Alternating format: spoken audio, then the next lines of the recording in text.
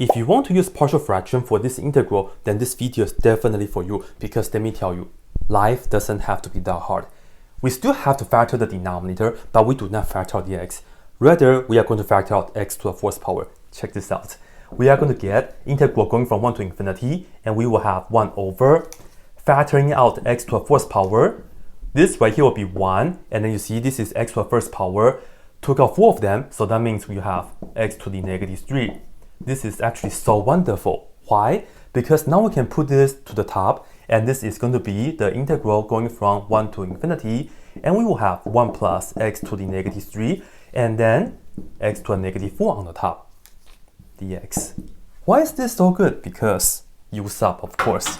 You see, right here, if we let u equal the denominator, 1 plus x to the negative 3, go ahead and do the derivative. Du is just going to be negative 3x to the negative 4 dx. Negative 4 right here, right? X to a negative 4 dx. That's exactly what we have. We just need to have a negative 3. Don't worry, let's go ahead, multiply this by negative 3 and then divide it by negative 3. So congrats, we are just integrating 1 over u in the u world. So ladies and gentlemen, this is going to be negative 1 over 3, and then we just get ln of u, which is just that.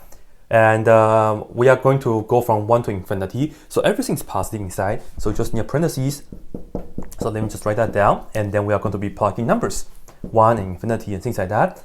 Plugging infinity, we get negative 1 over 3 ln 1 plus infinity to the negative 3 power. So this is the first term. And then we are going to minus the second term. Plugging 1, we get negative 1 over 3 ln parentheses 1 plus 1 to the negative 3. Cool. Let me tell you good news. Infinity to the negative 3 power is 0. 1 plus 0 is 0. That's the second good news. And then the third good news is ln 1 is 0. And then the fourth good news is this whole thing is 0. Yeah, really good, right? So in fact, if you take a look, negative is positive, and then we have 1 over 3, and then this right here is just 2. So all in all, we just get 1 over 3 times ln 2. Yep, that's it. And if you want to kind of impress your teacher or your friends, what you can do is you can put the 1 over 3 up to here. So we are going to get ln of 2 to the 1 over 3 power, and this right here will be ln of the cube root of 2. And now your teacher or maybe your friends will be like, how in the world did you end up with the cube root? But it's because of that. But anyway though, leave it like this on your test. Everybody will be happy, I would say. So yeah, that's it. And the truth is, whenever you have to integrate 1 over x to whatever power and then plus x, you can always do this. Hope this helps.